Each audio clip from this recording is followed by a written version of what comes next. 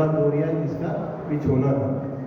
तो આ એક સૌથી ઉત્તમ અને બહુ સરસ તરીકો તમે અપનાવ્યો છે કે બ્લડ ડોનેશન કરો અને એ બ્લડથી લોકોની જાન બચે, કે ભાઈ એક બ્લડમાંથી 3 લોકોની જાન બચે, લોહીના ટકા વધે, કણ વધે, અને છેલ્લે એમાંથી દવાઓ બી બનાવવામાં આવે છે જે દવાઓનું ક્રિટિકલ પેશન્ટમાં યુઝ થતો આવે છે।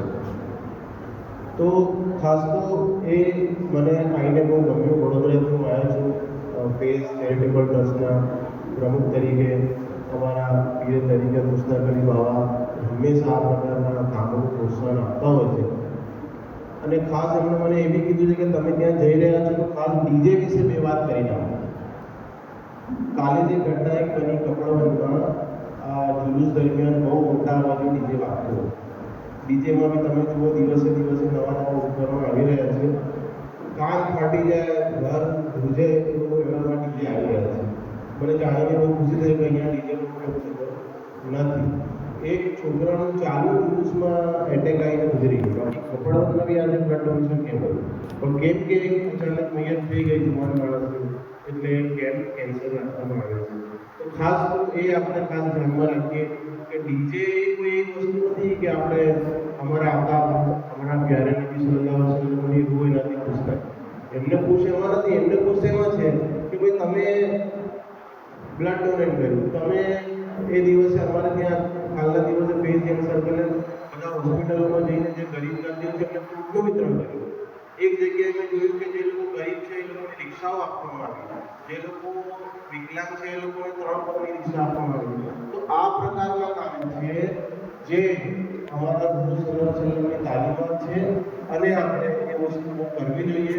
તો જાણીને બહુ ખુશી થઈ કે આ પ્રકારના કાર્યો થાય છે, અને વધુ આગળ તમે કરવાનો મતલબ ઈરાદો ધરાવો છો। 12:30 આવી ગયો તો મેં જુમા મસ્જિદની મુલાકાત લીધી, જે અહીંયા ચાલતી અમુક ગતિવિધિઓની બી મને જાણ મળી છે। જુમા મસ્જિદમાં મેં જોયું બહુ સારી જગ્યા છે ઉપર, અને એમાં એક લાઇબ્રેરી ચાલુ કરી શક્યો। અમે વડોદરામાં અમારા સંગઠન થકી અને બાબા સાહેબની દુઆઓથી અને એમની નસીહતથી અલગ અલગ લાઇબ્રેરીઓ ચલાવીએ છીએ।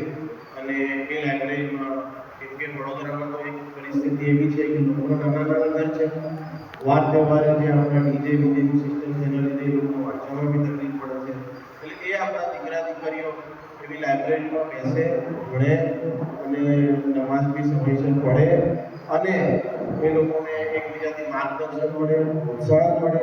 લાઇબ્રેરીમાં ખાલી જગ્યા નથી મળતી, લાઇબ્રેરીમાં મોટિવેશન બી મળે, લાઇબ્રેરીમાં મેન્ટરશીપ બી મળે, માર્ગદર્શન બી મળે। એટલે એક બહુ સારી વસ્તુ છે જે કરવી જોઈએ અહીંયા, અને જે અહીંના જિમ્મેદારો છે બધા એની તૈયારી બી બતાવી છે। બહુ ખુશી થશે જો આવું થશે, અને આપણા બાબા સાહેબ હંમેશા એજ્યુકેશન થકી કોમનો, સમાજનો અને દેશનો ઉદ્ધાર થાય એના માટે હંમેશા પ્રયત્નશીલ રહે છે। હંમેશા જે બી બધા લોકો શું ભણે છે, કેરિયર ગાઈડન્સ અમારા મુસ્તાક અલી બાવા હંમેશા કરતા હોય। ગુરુવારે જુમેરાતના દિવસે લોકો જોયા તો પહેલાં પૂછે તમે શું ભણે છે? છેલ્લે એક દીકરીને મેં એમ કીધું કે બેટા તું જો એણે MBBS કર્યું, તો તું મને મળવા ત્યારે જ આવજે જ્યારે તું ગાયનેક કરશે। તો એ છોકરી ગમે તેમ મહેનત કરીને ગાયનેકમાં એડમિશન લીધું, આજે ગાયનેક બની ગઈ છે। એટલે કહેવાનો મતલબ છે કે આ બધા કામો છે જે શીખવે છે, જે આપણા મુસલમાનોની સીરતમાં છે, કે જે એમની રઝામંદીના કામો છે। અલ્લામા ઇકબાલનો શેર છે, રહી ગઈ રસ્મે-અઝા રૂહ બિલાલી ન રહી, રહી ગઈ રસ્મે-અઝા રૂહ બિલાલી ન રહી, ફલસફા રહી ગયા તલકીન ગઝાલી ન રહી।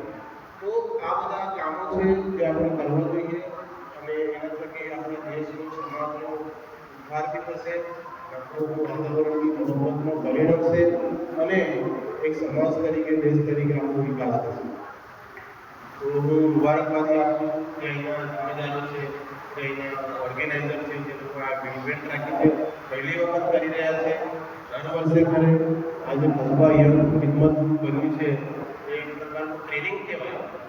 જે રીતે આપણે ડૉક્ટર બનવા માટે ટ્રેનિંગ હોય, એક તમારા માટે ખિદમત કરવાનું, સોશિયલ વર્ક કરવાનું ટ્રેનિંગનો મોકો છે તમારો।